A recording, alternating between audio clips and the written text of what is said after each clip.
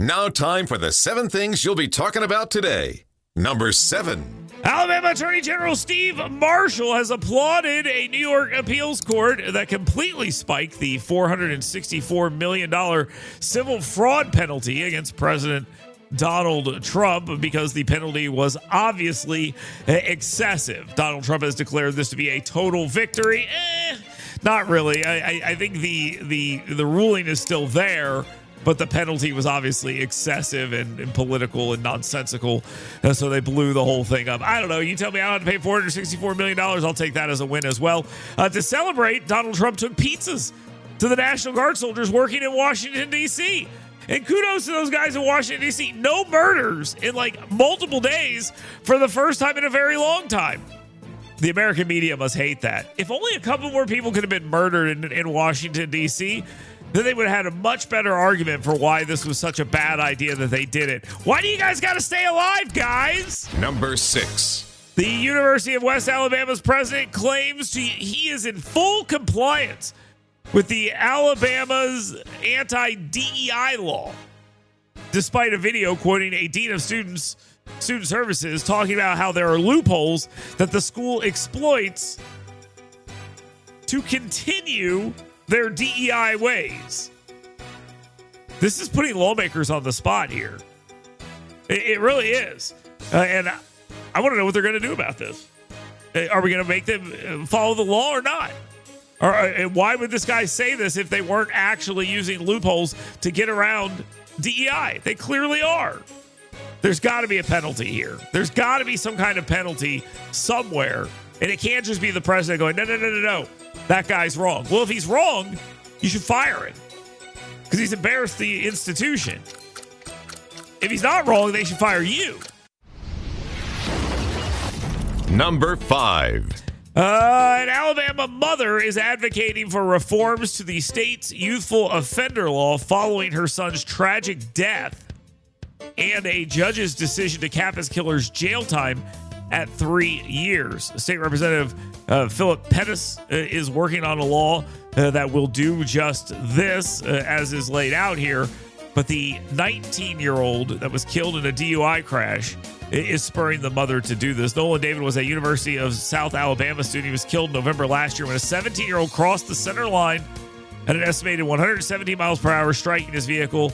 He had Valium in his system and a .111 blood alcohol level at 17. He was charged with reckless manslaughter. They upgraded this obviously to murder with extreme indifferences, but a judge said the most they're going to give him is 3 years and seal the case from public view.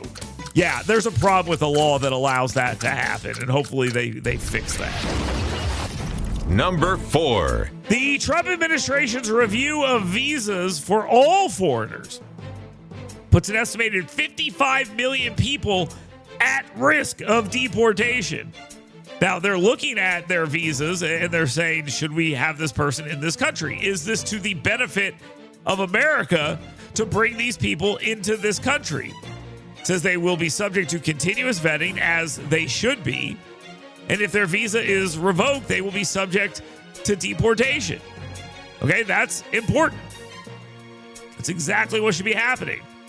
The indicators for ineligibility include criminality, time frame, threats to public safety, engaged in any form of terrorist activity, or providing support to terrorist organizations.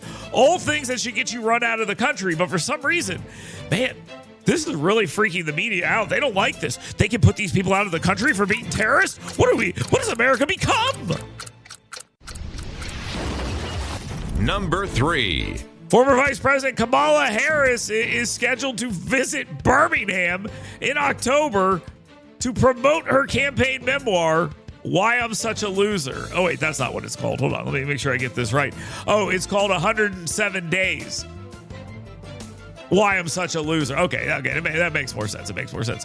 She wrote a book about being a loser, and she decided to come to a state where the electoral votes all went to Donald Trump, obviously, but it was like 65-35. I think it's actually a pretty good place to go then. And she's a loser. She's going to a place she got crushed, and they're charging $80 a ticket, which is really quite the steal. It really is. It's quite the steal. $80 a ticket to you get a copy of the book and a VIP ticket that includes a signed copy and meet and greet with the VP? What?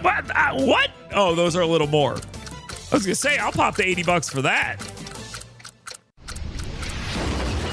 Number 2. Alabama lawmakers are reintroducing school-related bills for the 2026 legislative session, including proposals to mandate daily singing of the national anthem. I'm going to tell you this right now. I find this to be hilarious. And if they do pass this, I think I might sing the national anthem every single morning on this radio program. I think I might do that. A lot of people will hear that and be like, maybe we don't want this. Anyway, they also want to restrict pronoun usage in schools and limit certain curricula perceived as divisive. Yes, we don't know about that. Divisive concepts. They want to limit that more. And I'm down with that.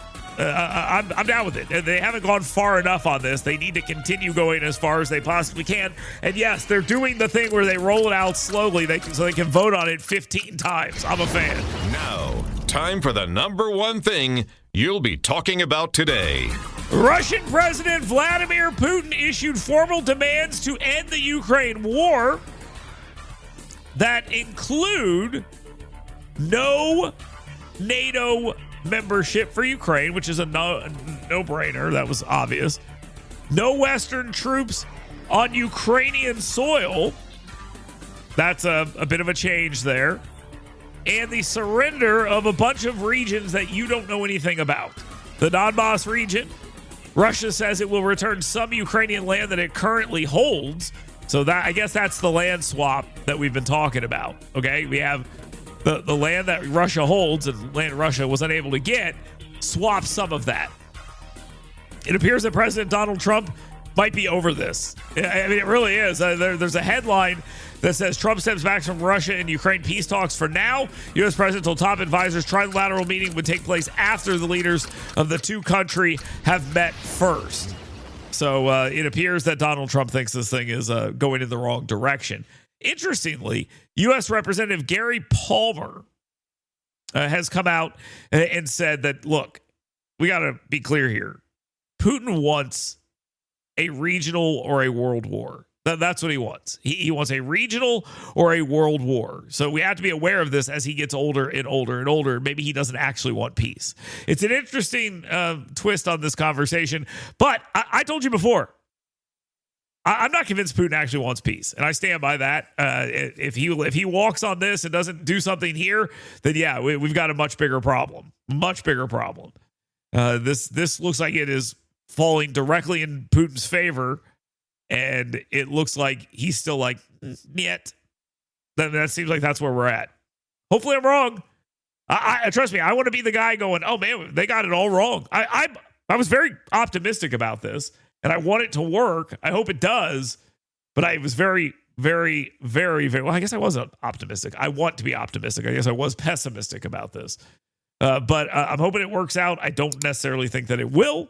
But if it does, I will gladly be like, man, I guess I misunderestimated him. And that would be a good thing to be able to say. The media will lose its mind. But as of right now, they got to be pretty happy. The whole thing's falling apart. And they just want this to continue. So they got to be pretty happy about that. Let's take a quick time out.